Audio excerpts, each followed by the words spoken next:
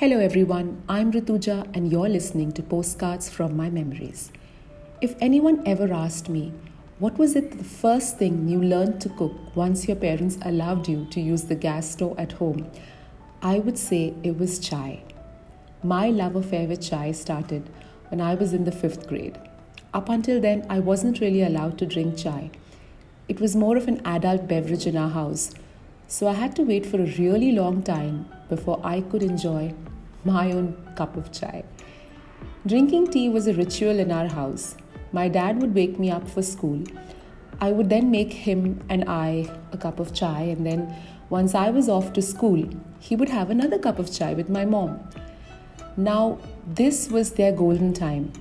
It was that time when they would talk about everything under the sun: money, politics, household stuff, how to deal with their ever demanding child, and more importantly, just about things that would worry them.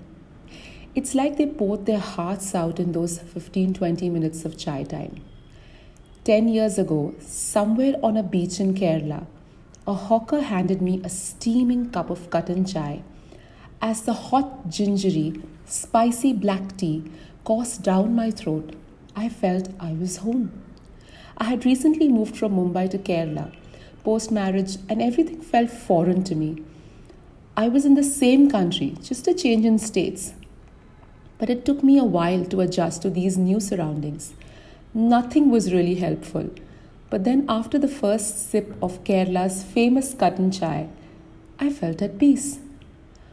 Up until then, I knew only one kind of chai, and that was the sweet chai loaded with milk and sugar from the Deccan Plateau, which I still adore, by the way. But who knew a cup of chai could help me bond with a new place? My fondest travel memories are peppered with instances involving chai. Sometimes I have ended up drinking some pretty nasty cups of chai, but then the circumstances in which they were had, or gulped down really, were rather interesting. These cups of chai are like a magic potion. They work best during uncomfortable social situations. My grandmother, my Aji, loved using a cup of chai to break the awkward silences in the room or when conversations got a little too hot to handle. She would say in Marathi, "Chaha karu ka?" My father passed away 15 years ago, and my mom, I know, misses him even today.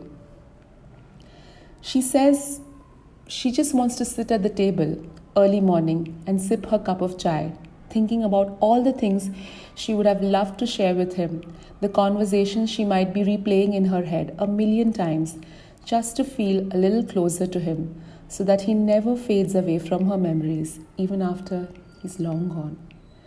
Years ago, I read a quote by Audrey Hepburn. It said, "When you have nobody you can make a cup of tea for, when nobody needs you, that's when I think life is over." And boy, she was right. Chai truly is a hug for the soul and the spirit. I've never really been a coffee person, so yes, chai has been my main source of caffeine. A steaming cup of chai is just the perfect drink to make you feel all warm and fuzzy. So, my lovely listeners, if you haven't had your cup of chai for the day, do it now. There isn't a problem in life that a good cup of chai cannot fix. At least it'll give you a head start in life, put a smile on your face, help you think, help you deal with whatever it is that you're going through. Most importantly, if you can share that cup of chai with someone, just so you can feel at home and at peace, do it. These are troubled times. We are living in times when nothing really is constant. So why not share that with somebody over a cup of chai? Until we meet again, folks, this is Rutuja signing off with a cup of chai.